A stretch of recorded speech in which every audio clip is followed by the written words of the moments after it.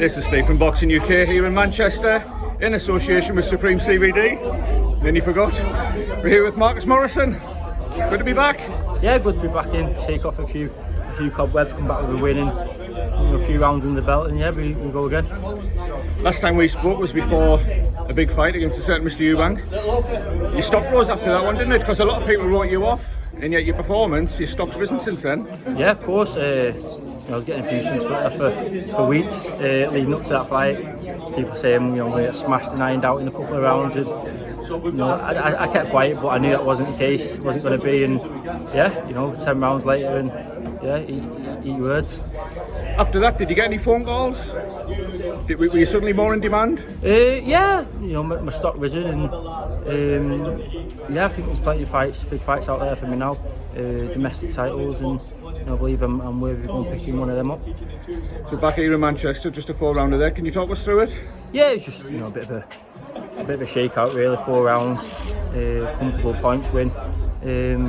Yeah, it was nice to, like I said, come back with a win and just shake off a few bit of ring rust, like obviously after the loss, and come back with a win. And like I said, we'll look for a nice tasty fight towards the end of the year.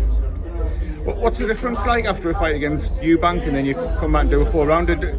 Are you still just as much up for it there tonight as you were, or does it affect you naturally? I can't lie. Naturally, it's not the same feeling. You can't get as up for a fight like this as you can for a 10-round title fight. Well, not non-title fight, but big fight, big domestic fight against a name like Eubank. So I can't lie and say it's the same sort of thing. It's not, but like I said, it's one we had to get out of the way, and yeah, like I said, come back with a win and move on. So the obvious question from that is, does that make it the hunger to get back to the big nights?